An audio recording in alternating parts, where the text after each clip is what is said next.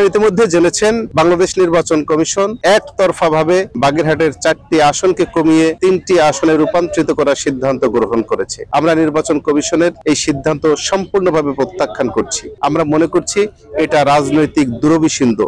আমাদের অনেকের কাছেই মনে হচ্ছে বর্তমান ইন্টিরিম সরকার একটি লিমিট নিয়ে আছে, একটি জাতীয় নির্বাচন তারা সুষ্ঠুভাবে অনুষ্ঠিত করবে, সেজন্যই তারা সেদিকে ধাবিত হচ্ছে। কিন্তু হঠাৎ করে কোন রকম আলোচনা ছাড়াই, মতামত ছাড়াই বাগেরহাটের একটি আসন কমিয়ে যে অস্থিতিশীল পরিবেশ তৈরি করেছে, আমরা মনে করছি এই অস্থিতিশীল পরিবেশ তৈরির মাধ্যমে এই সরকার তাদের মেয়াদ দীর্ঘ করার একটা পরিকল্পনা করছে। আমরা বাগেরহাটবাসী বলতে চাই, যে পরিকল্পনা তারা করেছে এই পরিকল্পনা আমরা কোনো অবস্থাতে বাস্তবায়ন হতে দিতে চাই না। আমরা বাগেরহাটের সমস্ত জনসাধারণ মিলে আজকে হরতাল এবং অবরোধ পালন করছি। আমরা চাই, মেসেজ দিতে চাই তাদের কাছে, আপনারা যে সিদ্ধান্তের দিকে এগিয়ে যাচ্ছেন এই সিদ্ধান্ত থেকে অতি দ্রুত ফিরে আসুন, নতুবা এর জন্য যে অনাকাঙ্ক্ষিত পরিস্থিতি সৃষ্টি হবে এই পরিস্থিতির জন্য সম্পূর্ণ নির্বাচন কমিশন দাবি থাকবে।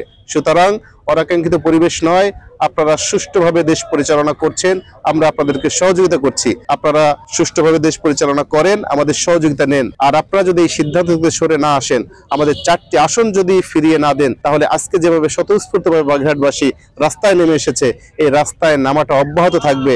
আপনারা সমস্যার মধ্যে পড়তে পারেন। সুতরাং এই সমস্যা তৈরি না করে আপনারা আমাদের প্রাণের দাবি বাগেরহাটের পূর্ণভূমি, খানজাহানের পূর্ণভূমি, এই পূর্ণভূমিতে 4টি আসন আমাদেরকে ফিরিয়ে দিয়ে আমাদের দাবি মেনে নিন।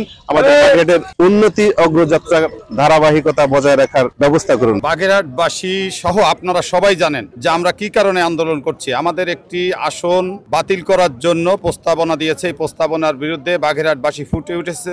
এই ফুসে ওঠার কারণেই আজকে আমরা এই রাস্তায় দাঁড়িয়েছি।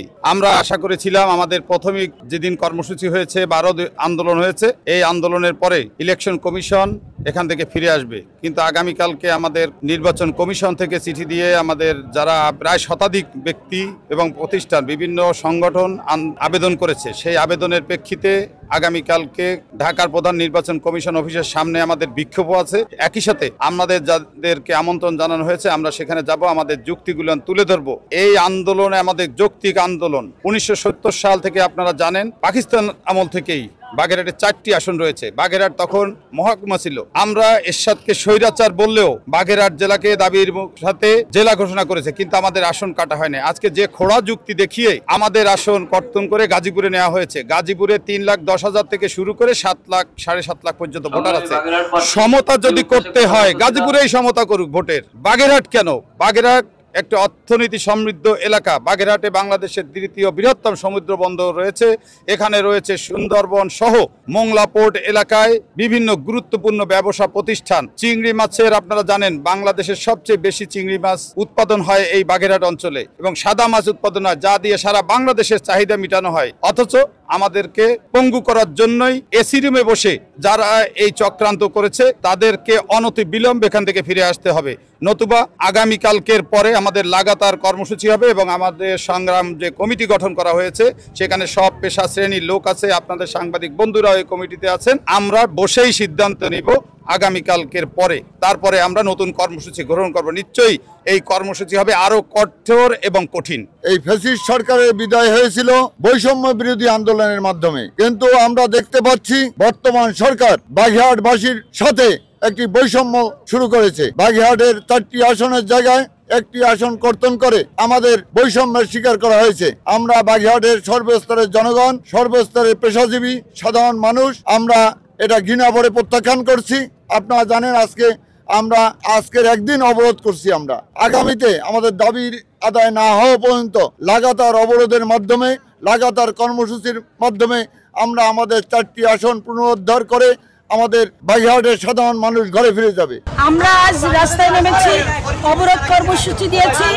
সমস্ত অফিসাদার মানুষ আজকে রাস্তায় নেমেছে, রিক্সা চালক, ভ্যান চালক সবাই নেমেছে। আমাদের দাবি একটাই, আমরা 3টি আসন কোনোভাবে মেনে নিব না। আমাদের বাগেরহাটের 4টি আসন ছিল, 4টি আসনই ফেরত দিতে হবে। আর যতক্ষণ না ফেরত দিবে ততক্ষণ আমরা রাস্তা থেকে ঘরে ফিরবো না, এটা আমাদের প্রতিজ্ঞা। এবং এই প্রতিজ্ঞার আলোকে আমরা আগামীকাল বা ঢাকায় আমরা কর্মসূচি দিয়েছি, নির্বাচন করব। আমাদের দাবি না মানা পর্যন্ত আমরা রাস্তা ছেড়ে ঘরে যাব না। আমি মঠবাড়িয়া থেকে আসলাম, আসার পরে পিরোজপুর পর্যন্ত সুস্থভাবে আসছি। পিরোজপুর থেকে ভাঙ্গে ভাঙ্গে ব্যানে আসতে হয়েছে, আমাদের আসতে খুব কষ্ট হয়েছে। আমরা খুলনা সিটি মেডিকেলে রুগী দেখাতে যাব। আমি আসছি মঠবাড়িয়া থেকে, পিরোজপুর পর্যন্ত ভালোভাবেই আসছি, কোনো সমস্যা হয় নাই, বাসেই আসছি। ওর পর থেকে ভাঙ্গে ভাঙ্গে আসতে হয়েছে, ভ্যান গাড়িতে আসতে হয়েছে, তাও আটকাইছিল আমাকে রাস্তার মাঝখানে। কারণ এই কাগজটা দেখানোর পরে তারপর আমরা ছাড়ছে, তাও ভ্যান গাড়িতে আসতে হয়েছে, অনেক কষ্ট হয়েছে, অনেক ভোগান্তি হয়েছে, টাকাও দ্বিগুণ লাগছে। এমনিতে যা ভাড়া তার থেকে অনেক বেশি নিছে। আমি আসছি পিরোজপুর থেকে, ভান্ডারি থেকে আসছে পিরোজপুরে গাড়িতে উঠবো, কিন্তু বাস পাই না। পরে এখানে বলছে কি অবরোধ, আমি তো আসলে জানি না। পরে অটোতে আসছি, অনেক কষ্ট হয়েছে। আর ভাড়া তো যেখানে যা তার চেয়ে ডাবল দিয়া এরকম ভেঙে ভেঙে আমার যেতে হবে, খুলনা যাব আমি বরিশাল থেকে আইছি, কিন্তু পথে পথে কোনো গাড়ি ভাই নেই, দুরন্ত কষ্ট হয়েছে। কিন্তু বাচ্চা গাছা লইয়া আইতে খুব কষ্ট হয়েছে, প্রচুর টাকা গেছে, ভাড়া হলে দ্বিগুণ, খরচ বহুত হয়ে গেছে।